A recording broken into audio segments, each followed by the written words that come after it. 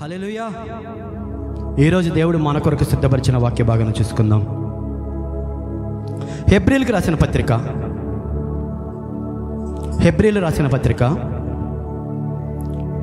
12వ అధ్యాయం, హెబ్రీ 12, 1, 2 వచనాలు చూసుకుందాం. ఇంత గొప్ప సాక్షి సమూహము మేఘము వలె మనలను ఆవరించి ఉన్నందున మనము కూడా ప్రతి భారమును సులువుగా చిక్కులబెట్టు పాపమును విడిచిపెట్టి విశ్వాసమునకు కర్తయు దానిని కొనసాగించు వాడునైనా యేసు వైపు చూచుచు మన ఎదుట ఉంచబడిన పందెములో ఓపికతో పరిగెత్తుదము. ఆయన తన ఎదుట ఉంచబడిన ఆనందము కొరకై అవమానమును నిర్లక్ష్యపెట్టి సిలువను సహించి దేవుని సింహాసనము యొక్క కుడిపార్శ్వమున ఆసీనుడై ఉన్నాడు. హల్లెలూయా. ప్రభు వాక్యాన్ని దీవించును గాక. ఈ 12వ అధ్యాయంలో 1, 2 వచనాలు కలిసి ఉంటాయి. అయితే మనం ఈరోజు చూడబోతున్న అంశం, దేవుడు మనకు సంఘంతో మాట్లాడబోతున్న అంశం చూద్దాం. అయితే మొదటిగా చూడండి, ఇంత గొప్ప సాక్షి సమూహము అని గ్రంథకర్త అక్కడ అంటున్నాడు. మనం చూస్తే 11వ అధ్యాయంలో మన ముందున్నటువంటి దైవజనులు, దైవ సేవకులు, ప్రవక్తలు దేవునందు ఏ రీతిగా విశ్వాసం ఉంచి గొప్ప మేలును పొందుకున్నారో, దేవుని కొరకు ఏ రీతిగా వారి జీవితాన్ని అర్పించుకున్నారో వాటిని గ్రంథకర్త అయినటువంటి పౌలు గారు చెప్తూ వివరించుకుంటూ వస్తూ, ఇంత గొప్ప సాక్ష్య సమూహము మేఘము వలె మనల్ని ఆవరించి ఉన్నది అని అక్కడి నుంచి మొదలు పెడుతూ, మనము కూడా ప్రతి భారమును సిలువుగా చిక్కులుబెట్టు పాపమును విడిచిపెట్టి. హల్లెలూయా. ఈరోజు దేవుడు మనతో మాట్లాడబోచున్నాడు. సులువుగా చిక్కులుబెట్టు పాపము అంటే ఆజ్ఞాతిక్రమము, పాపము మనందరికీ బాగా తెలుసు. అయితే ఈ సులువుగా చిక్కులబెట్టు పాపము అంటే ఏంటో ఈరోజు దేవుడు మనకు నేర్పించబోతున్నాడు. అది కూడా పాపమే, బట్ ఎలా సులువుగా చిక్కుల్లో వేసేస్తుంది మనల్ని, దేవునికి దూరంగా ఎలా చేసేస్తుంది, మన ఆత్మీయ జీవితాన్ని ఎలా వెనక్కి లాగేస్తుంది అనేది ఈరోజు మనము చూడబోతున్నాం. దేవుడు సంఘంతో మాట్లాడబోతున్నాడు. ఒక దైవజనుడు అంట యవ్వన ప్రాయంలో బైబిల్ ట్రైనింగ్ తీసుకుంటూ ఒక కాలేజీలో ఉన్నాడంట. అక్కడ కొంతమంది యవ్వనస్తులకి ఆ రోజు ఒక పరీక్ష పెట్టారు. ఏంటి అంటే కంఠస్థ వాక్యాలు చెప్పాలి అని చెప్పారు. దానిలో భాగంగా ఈ హెబ్రీ పత్రికలో ఈ 12వ అధ్యాయంలో 1 వచనం 2 వచనంలో కంఠస్థ వాక్యంగా చెప్పని చెప్పారంట. అయితే ఈ యవ్వనస్తుడైనటువంటి సేవకుడు బాగా ప్రిపేర్ అయ్యి బట్టి కొట్టి రెడీగా సిద్ధంగా ఉన్నాడు. అక్కడ ఒక 10 మంది దైవజనులు, తర్ఫీదు పొందుతున్న దైవజనులు ఉంటే, ఈ 10 మందిలో 8 మంది ఈ వాక్యాన్ని తప్పుగా పలుకుతున్నారంట. అర్థం కావట్లేదు ఆ దైవజనుడికి. ఎక్కడ చూసినా తప్పు అంటున్నారు. అయితే ఏంటి విషయం అని చూస్తే, అక్కడికి వచ్చేసరికి సులువుగా చిక్కుల పెట్టు పాపము అని ప్రొనౌన్స్ చేస్తున్నారు. చూడండి, పెట్టు బెట్టు తప్పు కాదు, 2 సమాన అర్థాలే. పెట్టు బెట్టు 2 సమాన అర్థాలే వచ్చే పదాలైనా కానీ అక్కడ పెడుతున్న పరీక్ష వాక్యములానే ప్రకటించాలా, వాక్యంలాగే చెప్పాలి. కాబట్టి సులువుగా చిక్కుల పెట్టు పాపము అని రాకుండా అందరూ చిక్కులు పెట్టు అని చెప్తునేసరికి అందరూ ఫెయిల్ అయిపోయారు ఆ వాక్యంలో. అప్పుడు ఈ దైవజనుడికి అర్థమైందంట, ఆహా, నిజంగానే నువ్వు సులువుగా చిక్కులు పెట్టు పాపమువే, ఆ మాట పలికేదానికే కష్టంగా ఉందంటే నిజంగా దీంట్లో ఏదో ఉందని చెప్పి అప్పుడే ఆ దైవజనుడు అనుకున్నాడు. చూడండి, గమనించండి, చిన్న మాటే, తప్పుగా అనిపించట్లే కానీ తప్పుగా ఉంది, తప్పుగా కనిపించట్లే కానీ తప్పుగా కనిపిస్తుంది. అదే సులువుగా చిక్కులబెట్టు పాపము. ఈ సులువుగా చిక్కులుబెట్టు పాపము కూడా మన జీవితంలో పాపములా అనిపించదు కానీ పాపమే, పాపములా కంటికి కనిపించదు కానీ పాపమే. ఈ సులువుగా చిక్కులు పెట్టే పాపము కొన్నిసార్లు మనకి తెలియకుండానే మనల్ని పాపంలోకి నడిపించేస్తూ ఉంటుంది. దేవుడి నుంచి మనల్ని దూరంగా తీసుకెళ్ళిపోతూ ఉంటుంది. మనకు అనిపించదు, సులువుగా అనిపిస్తుంటుంది. మన కంటికి ఏమో చాలా చిన్నదిగా కనిపిస్తుంటుంది. కానీ అర్థం చేసుకోండి, ఈ సులువుగా చిక్కులు పెట్టి పాపం మనల్ని ఏ రీతిగా నడిపిస్తుంది. ఈరోజు క్రైస్తవాన్ని అర్థం చేసుకునే అవసరం ఉందని సంఘంతో దేవుడు మాట్లాడుచున్నాడు.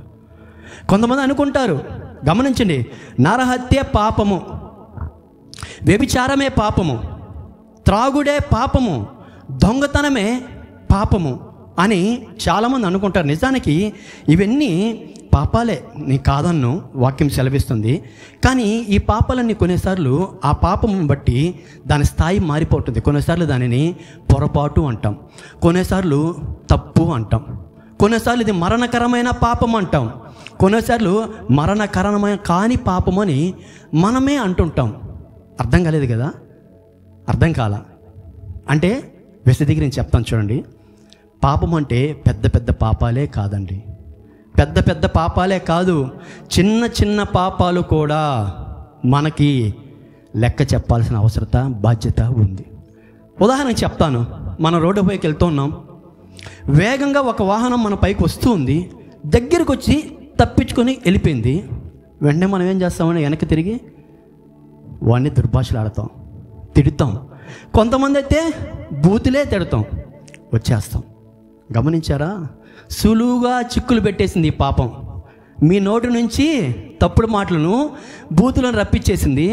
ఈ సులువుగా చిక్కు పెట్టేసేసి ఈ పాపము తీర్పులోనికి మళ్ళీ నెట్టివేస్తుంది. ఆ పాపనకు నువ్వు గ్రహించలేవు. ఇంటికి వచ్చి పాప క్షమాపణ పొందుకుందాం అనే ఆలోచన కూడా లేదు. ఎందుకనంటే అక్కడ మనం పాపం చేసాం. సులువుగా వచ్చేసింది పాపం మన జీవితంలోకి. వాహనం వచ్చింది, తప్పించుకుని వెళ్ళిపోయింది, తిడుతున్నాం. అర్థమవుతుందా? అంత సులువుగా పాపము వస్తుంది మన జీవితంలోకి. తెలియకుండానే మనము ఎదుర్కోవాల్సిన పరిస్థితి ఈరోజు వస్తుంది. కానీ గమనించండి, ఉదాహరణకు చెప్తాను. ఒక ఫ్యామిలీ అంట, ఇది నిజంగా జరిగిన విషయము. మంచి విశ్వాస కుటుంబం, భార్య, భర్త, పిల్లలు. అతను గవర్నమెంట్ ఎంప్లాయీ. నిజంగా జరిగింది, చూడండి, బాగా గమనించండి. మన జీవితంలో కూడా జరుగుతూ ఉంటుంది ఎల్లవేళలా. ఇది ప్రతి ఆదివారము క్రమం తప్పకుండా దేవుని సన్నిధికి వెళ్ళి ఆరాధన చేస్తూ ఉండేవాళ్ళు. ఒకనొక దినమున ఎందుకు ఇరిటేషన్ బట్టి విశ్వాసి అంటే ఆ భర్తకి డ్యూటీ నుంచి వచ్చేటప్పుడు భార్య కొన్ని సరుకులు పట్టుకురామని చెప్పిందంట. తను తీసుకురావడం మర్చిపోయాడో లేదా వర్క్ టెన్షన్ ఇంటికి వచ్చేసాడు. ఇంటికి వచ్చిన తర్వాత భార్య అడిగింది, తేలేదు, మర్చిపోయాను అన్నాడు. ఆ మాట కాస్త నువ్వు చేతకాని వాడివి, అలాంటి వాడివి, ఇలాంటి వాడి మాట పెంచుకుంటుంది. తన సహనం బట్టి తను ఉన్నాడంట. చూడండి, మాట మాట మాట మాట మాట పెరిగి లేచి భర్త భార్యను కొట్టాడు. బలంగా తలకి దెబ్బ తగిలిన కింద పడి తను మరణించిందంట. నిజంగా జరిగిన సంఘటన. తను మరణించింది. తెలిసిందే కదా, పోలీస్ కేసులు, భర్త మీద కేసు, 2 చిన్నారి బిడ్డలు ఏ దిక్కుగా దిక్కైపోయారు, చిన్న భిన్నం అయిపోయింది. జైలు నుంచి ఈ విశ్వాసి వచ్చిన తర్వాత ఇంకా విశ్వాసి కాదు, పిశాచిలా మారిపోయాడు. క్రైస్తవ జీవితం లేదు, సంఘం లేదు, ఒక భ్రష్ట జీవితానికి వెళ్ళిపోయింది. ఏంటండి? సులువుగా చిక్కులు పెట్టేసింది ఆ పాపం. చిన్నగా స్టార్ట్ అయింది కోపం, ఎక్కడికి పోయింది? ఆ స్త్రీ చనిపోయింది. ఒక విశ్వాసిని నరకానికి దగ్గరికి చేసేసింది. పిల్లలు ఏమైపోయారో తెలియదు. ఆలోచిస్తున్నారా ప్రియ క్రైస్తవుడా? ఈ దినం పెద్ద పెద్ద పాపములే మన జీవితంలో దేవుడి నుంచి దూరం చేసుకుంటున్నాం అనుకుంటున్న ఈ భ్రమ వదులుకోవాలా. సులువుగా చిక్కులు పెట్టేస్తుంది ఈ పాపం. చూద్దాం ఈరోజు ఇంకా ఎలాగా ఈ సులువుగా చిక్కులు పడిపోయినటువంటి ఈ పాపంలో ఎంతమంది ఇరుక్కుపోయారో. భక్తులు కూడా ఉన్నారు బైబిల్లో, చూద్దాం. అయితే ఈ సులువుగా చిక్కులు పెట్టి పాపము మనం 7 రకాలుగా విభజించుకోవచ్చు. ఒక మాట అయినా వాటిలో చూడండి. మొదటిగా గర్వము, కోపము, ధనాశ, భోజన ప్రియత్వం, అసూయ, సోమరితనం, వ్యభిచారం. ఇవన్నీ వీటికి అక్కా చెల్లెళ్ళు. అర్థమవుతుందా? వీటికి మించి ఇంకోటి ఉన్నాడు, ఆయన తండ్రి తల్లి లాంటోడు. ఏంటో తెలుసా? అవిశ్వాసం. అవిశ్వాసము కానీ ఉంటే ఇంకంతే. మనం ఎప్పుడైనా ఈ సులువుగా చిక్కులు పెట్టి పాపానికి మన జీవితాన్ని చేస్తూ ఉంటాం, అంతే. అర్థమవుతుందా? గర్వము, కోపము, సోమరితనము, వ్యభిచారము, ధనాశ, భోజన ప్రియత్వము, ఇవన్నీ కూడా ఈ సులువుగా చిక్కులు పెట్టు పాపంలో రకాలు. వాటిలో ఈరోజు అన్ని అంశాలు చూడకపోయినా దేవుడు మన కొరకు ఇచ్చిన ఈ సమయంలో 3 చూద్దాం. ఏ రకంగా బైబిల్లో ఉన్నటువంటి దైవజనులు కావచ్చు, దేవుని బిడ్డలు కావచ్చు, ఈ సులువుగా చిక్కులు పెట్టి పాపంలో పడిపోయారో మనం ఒకసారి చూద్దాం. వాటిలో మొదటగా చూడండి, కోపం. ప్రతి మనిషికి కోపం వస్తుందండి, వస్తుంది. యేసుప్రభు వారికి కోపం వచ్చిందా? యేసుప్రభు వారికి కోపం వచ్చిందమ్మా? వచ్చింది. యేసుప్రభు వారికి కోపం వచ్చింది. తన తండ్రి ఆలయమును పాడు చేస్తున్నప్పుడు, లోపలికి వచ్చినప్పుడు, అదే మొదటగా మనం సరి చూస్తాము. అక్కడ నా తండ్రి ఆలయంని పాడు చేస్తారని చెప్పి అక్కడ తాళ్ళుని తీసుకొని వ్యాపారం చేస్తున్న వాళ్ళందరినీ బయటికి తరిమేశారు. కోపం వచ్చింది. కానీ యేసుప్రభు వారు పాపం చేయలే. కోపపడుడు కానీ పాపము చేయకూడని వాక్యం సెలవిస్తుంది. మనకి కోపం వస్తుంది కానీ పాపం చేస్తాము. యేసుప్రభు వారు పాపం చేయలే, కోపపడ్డారు మాత్రమే. దాని తాడుతో తీసుకొని బయట తరిమేశారే కానీ పాపం చేయలే. కానీ ఈ సిలువుగా చిక్కులు పెట్టే పాపంలో ప్రధానమైనటువంటి ఈ కోపానికి మనం ఎప్పుడైతే తావిస్తామో ఏ రీతిగా మనం పడిపోతాం ఈరోజు చూద్దాం. చూడండి, మొదటగా ఆదికాండ గ్రంథంకి రండి.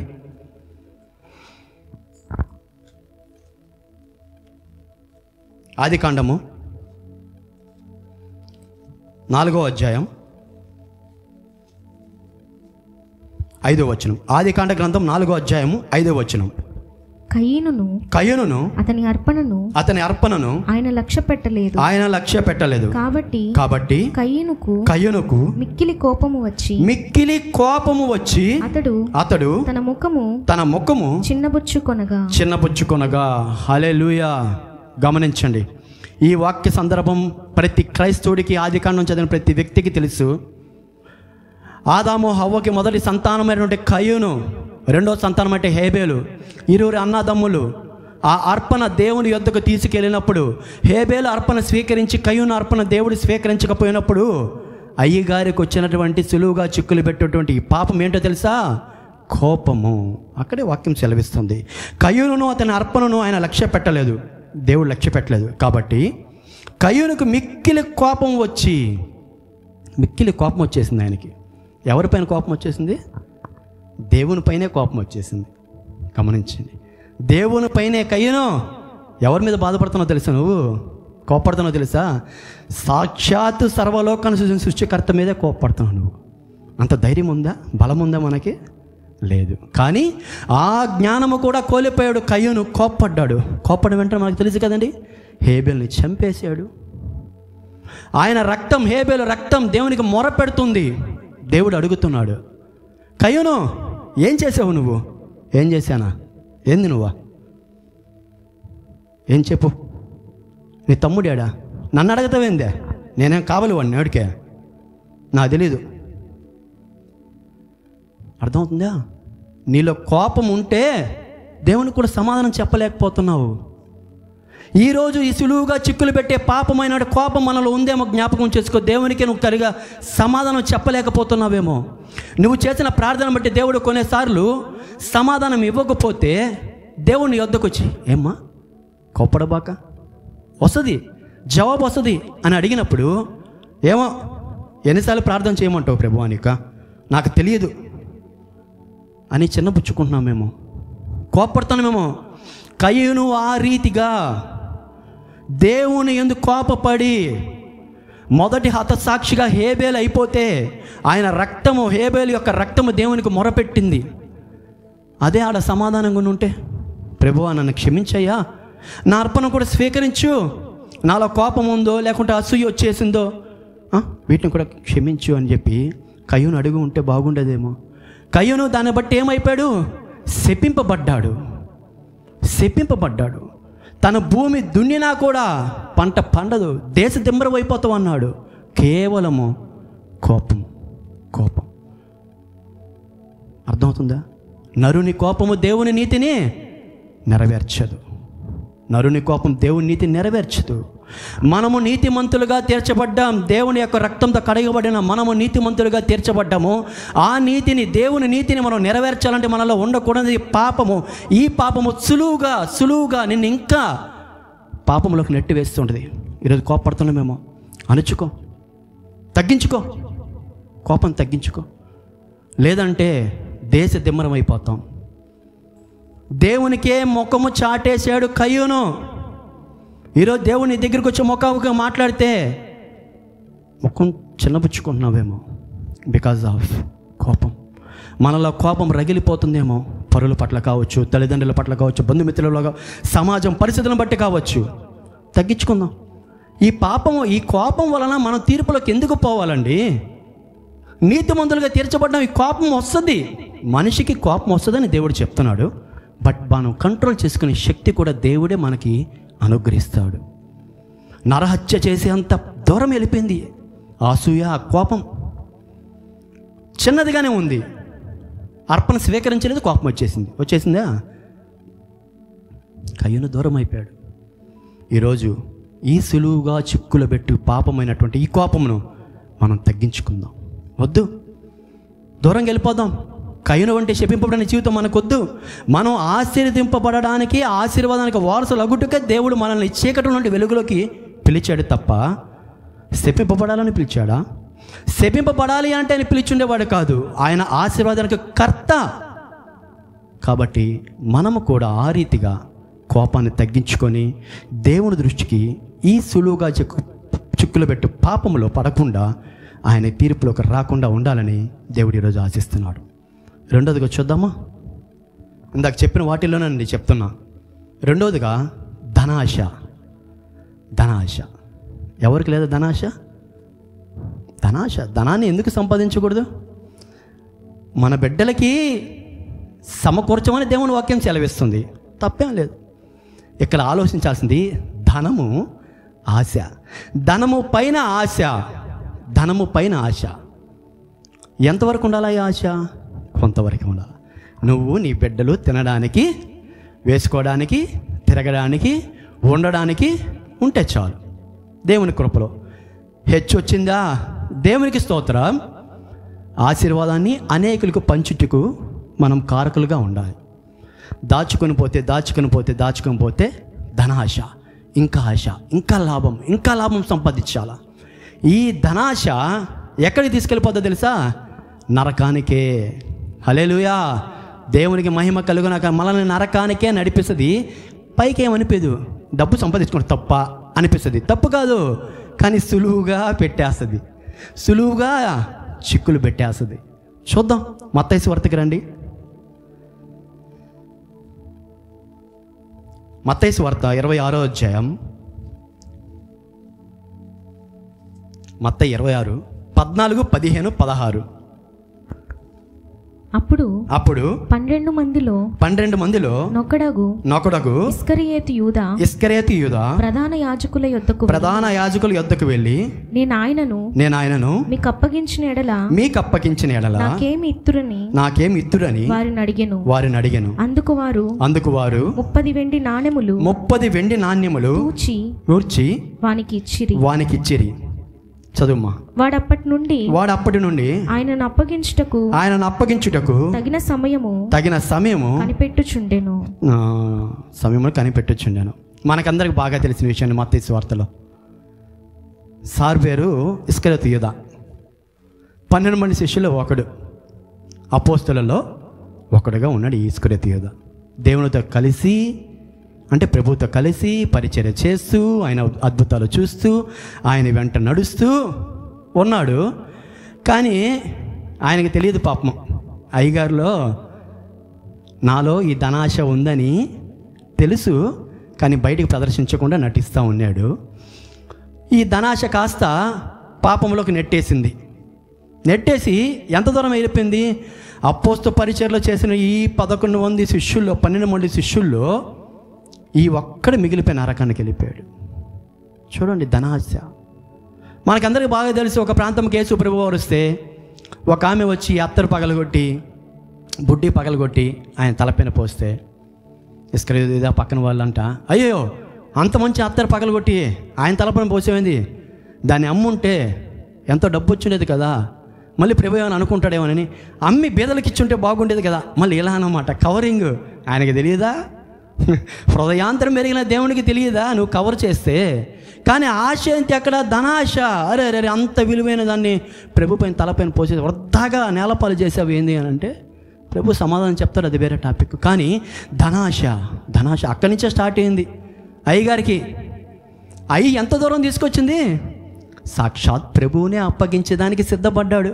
30 వెండి నాణ్యాల కోసం 30 వెండి నాణ్యాల కోసం అమ్ముడిపోయి చెట్టుకు ఊరేసుకొని ఏమండి నరకంలోకి వెళ్ళిపోయాడు.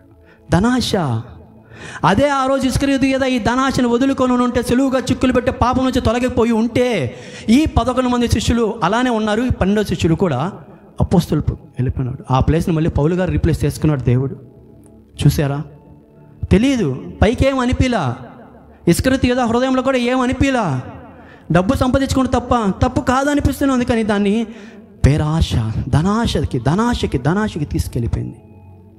ఎంత పని చేసావు ఇస్కరియోతు యూదా? ఆఖరికి వచ్చి ప్రభువుని కౌగిలించుకొని, బోధకుడా నీకు శుభం. ఏం చెప్తున్నాడు బోధకుడికి? శుభం. ప్రభు ఎన్నిసార్లు చెప్పుకుంటాడంటే మనకి శుభం కలుగునుగా, కానీ ఎన్నిసార్లు ఆశీర్వదించుంటాడు? ఇస్కరియోతు యూదా భుజానికి కౌగిలించుకొని ముద్దు పెట్టి, బోధకుడా నీకు శుభమని చెప్పి అప్పగిచ్చేసాడు. అయినా మన ప్రభు ఎంత మంచి గొప్ప దేవుడు అండి. ఆ సమయంలో కూడా ఇస్కరియోతు యూదాని చెలికాడా కానీ నువ్వు వచ్చిన పని కానీ అన్నాడు. చెలికాడా నువ్వు వచ్చిన పని కానీ, రేయ్ పాపి దూరంగా ఉండు, నువ్వు వచ్చిన పని నాకు తెలియదు అనుకున్నా, ఏంది పైన పడుతున్నావు, ముద్దు పెట్టుకుంటున్నావా, దూరంగా ఉండు, అయిపోయింది ఈ పని పో అనలా ప్రభు. ఆ సమయంలో కూడా దేవుని ప్రేమ కనపరిచాడు. ఇస్కరియోతు యూదా పట్ల చెలికాడా అని సంబోధన చేస్తున్నాడు మన దేవుడు. మనమే ఈ పాపములో పడిపోయి దేవునికి దూరం అయిపోతున్నామే తప్ప ప్రభు మన చెంతకి ఎల్లవేళ రావాలని ఆశపడుతూనే ఉన్నాడు.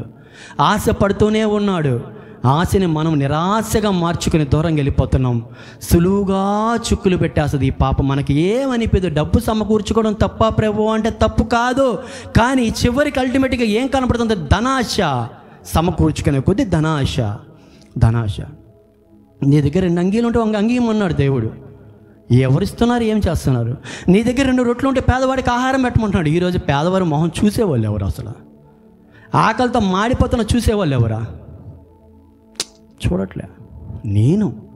నా కుటుంబం బాగుంటే చాలు. ధనాశ. దేవుడు మాట్లాడుతున్నాడు, ఒకవేళ మన హృదయంలో ధనాశ ఉందేమో తగ్గించుకుందాం. మనకి చాలినంత దేవుడు ఇవ్వగలడు. కుమారునికి ఏం కావాలో తండ్రికి బాగా ఎరుగును, అంతే. నీ చిత్తంలో ఏది కావాలని నువ్వు దయచేయాలనుకుంటున్నావు ప్రభువా, దానికి దయచే. అంతేగాని ఈ ధనాశని హృదయంలో పెట్టుకొని అనవసరంగా నేనెందుకు పాపంలో పడిపోవాలా, నేనెందుకు తీర్పులోకి రావాలా? దూరపరుచుకుందాం. ఈరోజు దేవుడు చెప్తున్నాడు, దూరపరుచుకుందాం, ధనాశని దూరపరుచుకుందాం. ఇది సులువుగా చిక్కులు పెట్టేస్తుంది. అర్థమవుతుందండి?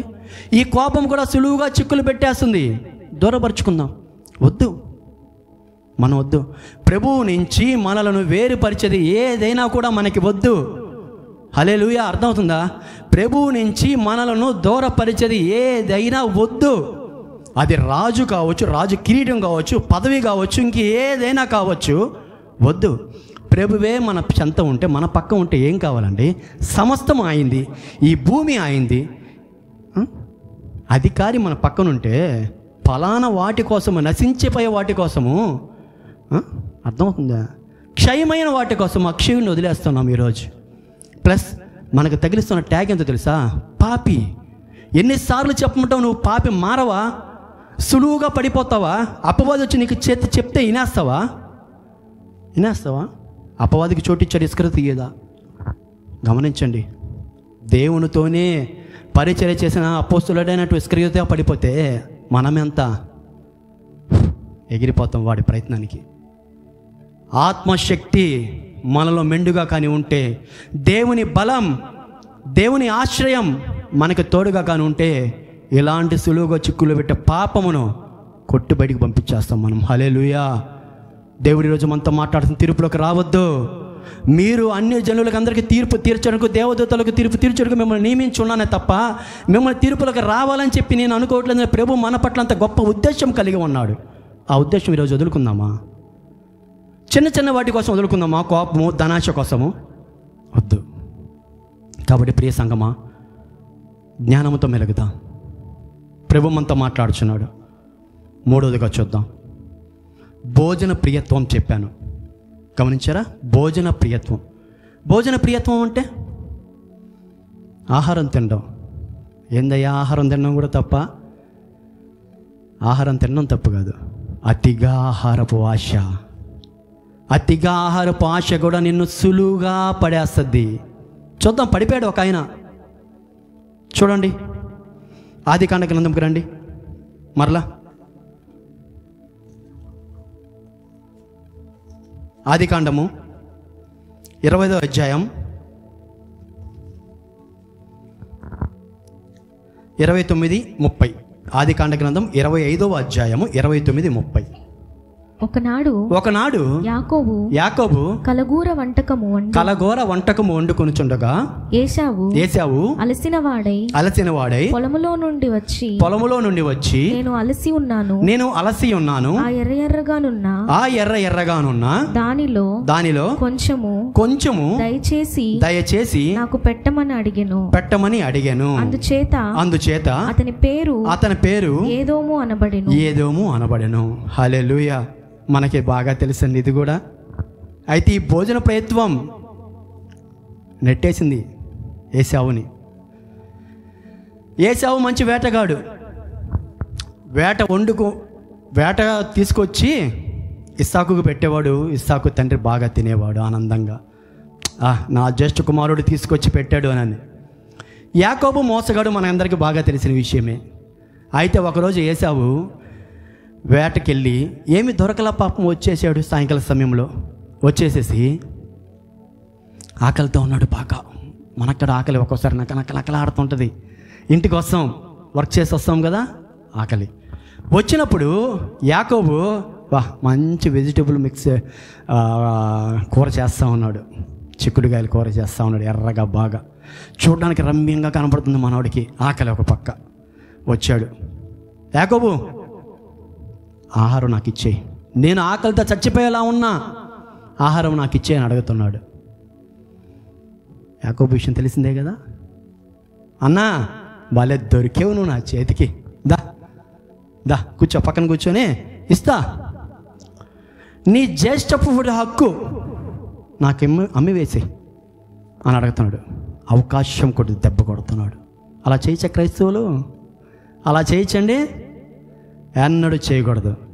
ఆయనకి వేరే లెక్క ఉంది, అది పక్కన పెడితే ఏశావు నేను చచ్చిపోయేలాగుండి ఈ జ్యేష్ఠపు హక్కు నాకెందుకు, ఈ అన్నన బిరుదు, ఈ పిలుపు నాకెందుకు, ఇదిగో నీకు అమ్మేస్తా, నాకు తీసుకోపో, ఆ చిక్కుడుకాయల కూర నాకు తొందరగా పెట్టేసి ఆకలి. అవునా, ప్రమాణం చెయ్యి. ప్రమాణం చేసేసాడు అయ్యగారు. ఏశావు ప్రమాణం చేశాడు, ఇదిగో ఈ రోజు నుంచి జ్యేష్ఠపు హక్కు నీదే, నువ్వే అన్న, నేను తమ్ముడు. గమనించిన దాంట్లో పెద్ద విషయం ఏమీ లేదు అనిపిస్తుంది. కానీ నేటి దినాల్లో యూదులకు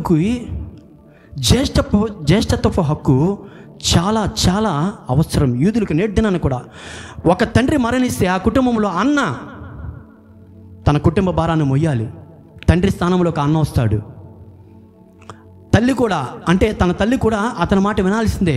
అటువంటి పవర్ఫుల్ జ్యేష్ఠత్వపు హక్కు దాన్ని వదులుకున్నాడు ఏశావు. యాకోబు కమ్మేశాడు. ఆల్రెడీ యాకోబు మోసగాడు, సమయం దెబ్బ చూసి కొట్టాడు. అయితే గమనించండి, ఒక్క అరగంట ఓపిక పట్టలేకపోయాడు ఏశావు. ఒక్క అరగంట ఓపిక పట్టి తన పరివాళ్ళకి ఆజ్ఞ ఇచ్చి నాకు ఆకలేస్తుంది తీసుకురండి వంటకాలు అని చెప్తే ఒక్క అరగంటలో చేసి తీసుకొచ్చేవాళ్ళు. అయితే ఆ స్పృహకోల కోల్పోయి తన జ్యేష్ఠపు హక్కును అమ్మి వేసుకున్నాడు. సిలువుగా ఈ భోజన ప్రియత్వం అనేటువంటి పాపంలో ఏశావు పడిపోయాడు. మనము కూడా కొన్నిసార్లు మాట ఇచ్చేస్తుంటాం ఆకలితో, తొందరగా పెట్టు, ఏదేం చేసేస్తాం, వెయిట్ చేయి. నువ్వు తొందరపడుతున్నావు, పాపంలో నెట్టివేస్తుంది. ఏమైపోయింది తెలుసా తర్వాత ఏశావు పరిస్థితి? హెబ్రీ పత్రికకి రండి, మనం చదువుకున్న 12వ అధ్యాయంలో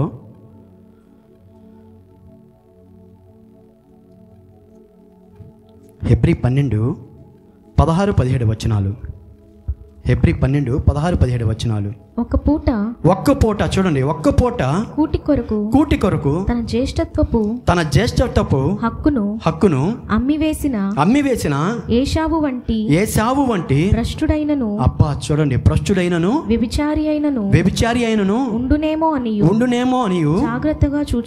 జాగ్రత్తగా చూచుకొనుడి. ఏశావు ఆ తరువాత ఆశీర్వాదం పొందగోరి కన్నీళ్లు విడుచుచు దానికోసరము శ్రద్ధతో వెతికినను మారు మనసు పొందని అవకాశము దొరకక విసర్జింపబడినని మీరెరుగుదురు. చూసారా, ఆశీర్వాదం కోసం కన్నీళ్లు విడిచాడంట. మళ్ళీ మొదటేమో దేవుడు ఇచ్చాడు, ఒక్క పూట ఆకలి కోసము దాన్ని అమ్మేసుకున్నాడు. ఏశావు అమ్మేసుకున్నాడు. దానికోసం మళ్ళీ ఎంత ప్రయత్నించినా కూడా దొరకలా. ఏమన్నాడు? భ్రష్టుడు, వ్యభిచారి. ఈరోజు మనం కూడా అలాగ సులువుగా ఈ పాపంలో పడిపోతున్నామేమో. గమనించండి. ఏశావు తినని ఆహారమా? కొండ తిని తాగుంటాడు, అనేక జంతువులను పక్షులను చంపి వేటాడి తిని ఉంటాడు. కానీ కేవలం ఒక్క చిక్కుడుగాయల కూర ఎర్రగా రమ్యంగా బాగా కనపడేసరికి పాపంలో పడి ఆశీర్వాదం మొత్తము దూరపరుచుకున్నాడు. ఈరోజు దేవుడు మనకిచ్చిన ఆశీర్వాదం కోసం, ఏ భోజన ప్రయత్నం కోసమో పాపములో సిలువుగా చుక్కులు పెట్టి పాపంలో పడకండి. జ్ఞానము కలిగి దేవుని ప్రజలు జ్ఞానము కలిగి నడుచుకోవాలి. ప్రతి విషయంలో దేవుని పైన ఆధారపడాలి. ఆయన ఆత్మతో నింపబడాలి. ఇది చెయ్యాలా చేయకూడదు అని దేవుడిని అడిగినప్పుడు ఆయన మనకి బయలుపరచాలి. ఆ విధంగా ముందుకు వెళ్ళాలి. కానీ ఆహారం తినకపోతే మనం ఎందుకు చచ్చిపోతాం? ఆహారం తినడం వల్ల బతుకుతున్నావా? గమనించండి, శరీరం బతుకుతుంది. అందుకే దేవుడు అంటాడు, మనుష్యుడు తను బ్రతుకునేది తను తినే రొట్టె వలన కాదు, కానీ దేవుడి నోటి నుండి వచ్చే ప్రతి మాట వలన జీవిస్తున్నాడు. అది మనం తినేదంత మాత్రం బతకడం లేదు కదా. అది జస్ట్ ఈ శరీరానికి బలము కావాలి మాత్రమే తింటున్నాం.